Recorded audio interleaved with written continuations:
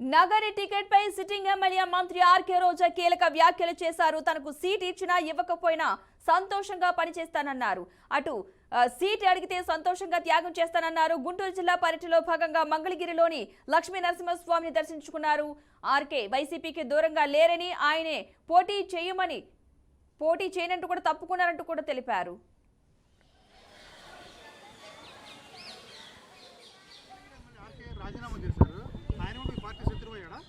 లేదండి అన్న last ఎలక్షనే contest చేయను అన్నారు.